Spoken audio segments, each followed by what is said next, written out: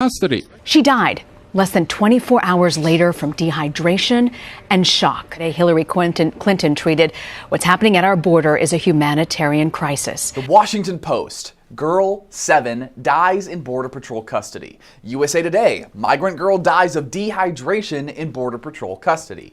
MSNBC. Migrant girl dies in U.S. custody awaiting medical attention. You read any of these headlines and you basically think a 7-year-old girl was starved to death in American custody while authorities just sat there and watched. But that's not what happened. I'm Anders Hagstrom, and these are the facts. The girl's name was Jacqueline McKean, and she and her father were in Border Patrol custody for just 8 hours before she died of apparent dehydration, which would mean she hadn't had water for days beforehand. But did American authorities mishandle the situation or not provide her treatment? No. Jacqueline was in a group of 163 migrants who turned themselves in to claim asylum. They were put on a bus to a migrant facility 90 minutes away, and it was on that bus ride that she began to have seizures.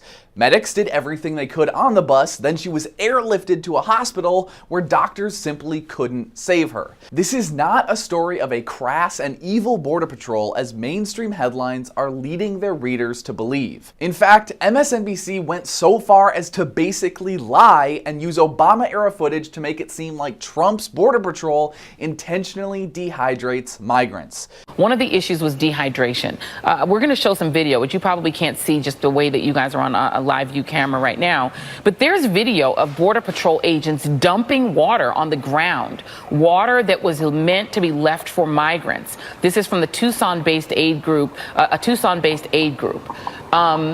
What do you know about whether water is being provided to migrants when they are picked up near the border? Except this girl got food and water when she was detained, and her father said he had, quote, no complaints about how his daughter was treated. At the end of the day, this is a classic example of the media manipulating a tragic situation to fit their left-leaning immigration narrative. And now let's go to some of your comments on last week's video about creepy porn lawyer going after Tucker Carlson. Debbie Baker says, my goodness. Debbie Baker says, I prefer Tucker's version of events, far less chance of it being a blatant lie.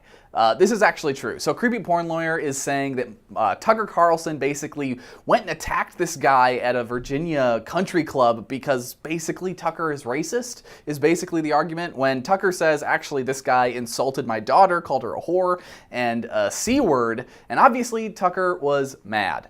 So who's lying? Well, the country club sided with Tucker and kicked the other guy out of the country club. Linda Plante says, glad he got wine thrown in his face, good job. So this is actually a reference. Tucker Carlson's son threw wine in the face of the guy who supposedly called his sister a whore and a C-word, which, I mean, it's like the bougiest way to get back at someone. Craig Hess says, if that was my daughter or granddaughter, this MF would be eating through a straw if he was lucky. Thanks for watching, and be sure to like and share this video if you liked it and want to share it. And be sure to like our page here at the DCNF Presents the Facts and our friends over at American Voices.